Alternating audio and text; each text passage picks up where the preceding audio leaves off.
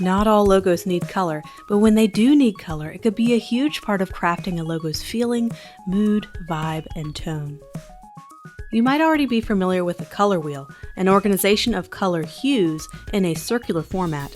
Certain colors exude certain emotions in the right situations. I put together a common feelings, emotions, and terms commonly associated with various colors around the color wheel. Now let's first review the warm colors like reds, orange, and yellows. Red. Popular uses of red in logo design are social media companies, and you see it a lot in the food industry. They can grab one's attention and cause a sense of alertness, exactly what a fast food restaurant wants to go for, to get your attention when driving down the road. Next time you go to a grocery store, take a look at the packaged food products aisle. Red will be your most commonly used color. As we move along the color wheel, we get to orange. And orange keeps some of the enthusiasm and excitement of red, but it also starts to combine the energy of yellow. And you'll continue to see orange commonly used in beverage drinks and the food industry. As we move firmly into yellow, yellow's energy is undeniable, but can also be one of its biggest weaknesses. Alongside pink, yellow is one of the least used color for logos and brands. It's powerful and can be overused easily. It could be a great complement color alongside other colors. For example, the Google logo, which uses yellow, but not as the single primary color. This does not mean you avoid yellow entirely when crafting your logo design palette, but it should be used cautiously, as yellow tends to be hard to print and read if used improperly. There is a reason why green is the color choice of many cleaning industries. Green equals clean, but it also equals nature. Green can also be used heavily by the financial industry to display a sense of wealth, but also success, as green is commonly used to show profits and growth.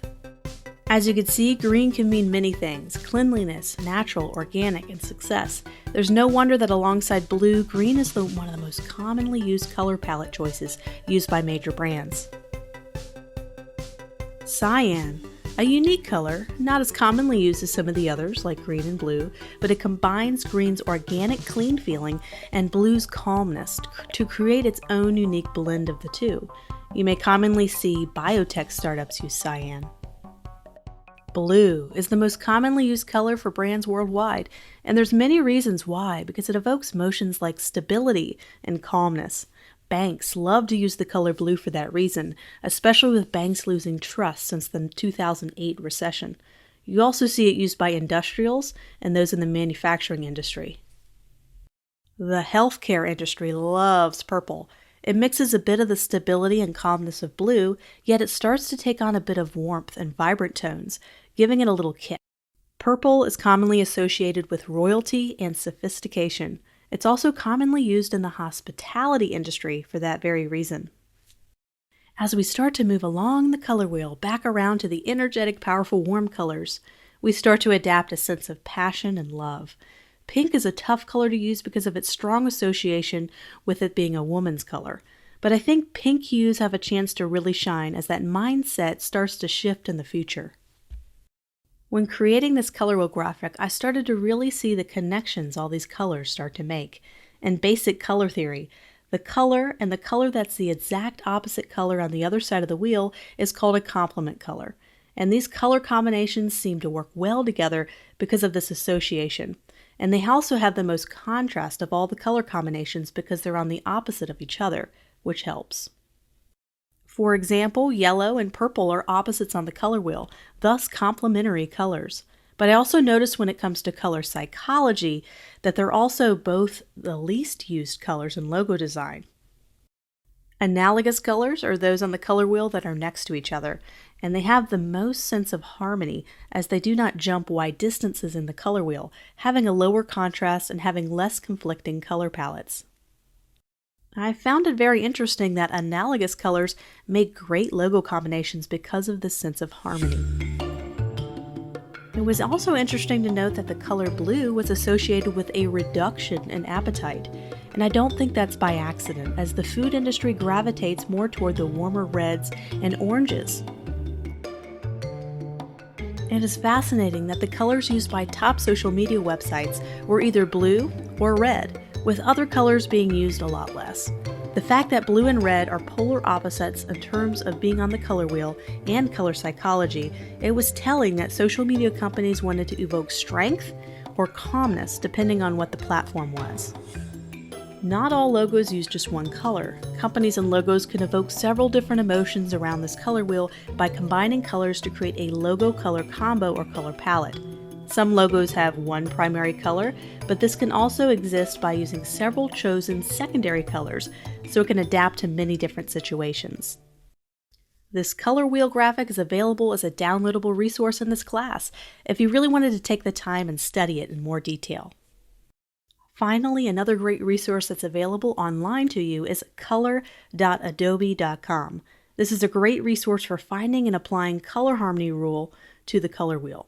The color harmony rule are the various rules and color combos like triad, complementary, and analogous colors. I also have a downloadable resource that goes over the basic color harmonies as well as a few popular color trends. Now that we talked a bit about the emotions of color and the psychology, and a little bit about basic color combinations, let's talk more about how to use color effectively in logo design. Logo designs, as we mentioned in an earlier lesson, should never be totally dependent on color. Color can help bring it to life, but it should also be able to stand alone and just plain black and white if required. So knowing this rule, when we do use color, it should be done with intention. You never want to overwhelm a logo with color, and sometimes just small important elements can be highlighted with color. Sometimes having the company name or logo type be a neutral gray or black color can help a logo mark with color really stand out, but not overwhelm the entire logo. You need to be aware of what background the logo will be placed on. The most common background color used is white. If your logo uses a bright color that has a low contrast with white, it might not show up very well. If you have a logo on a dark background and you use a darker color, that contrast may not be big enough for the logo to be readable as well. That is why it's nice to develop a logo that can work in just black and white, but also if you use color, it works well on both lighter and darker backgrounds. When I develop a logo, I place it on both to see how the color palette is working out, and there are times when I have to tweak the shade of the color used for it to work on a darker or lighter background. Developing a logo color palette can take some time, and we'll get a chance to use mood boards and other methods of finding the right color choices for our logo in the project-based portion of this class. Now that we established some great logo design theory, we've studied color, anatomy, styles, categories of logos, let's begin by creating our first project together. I'll see you there.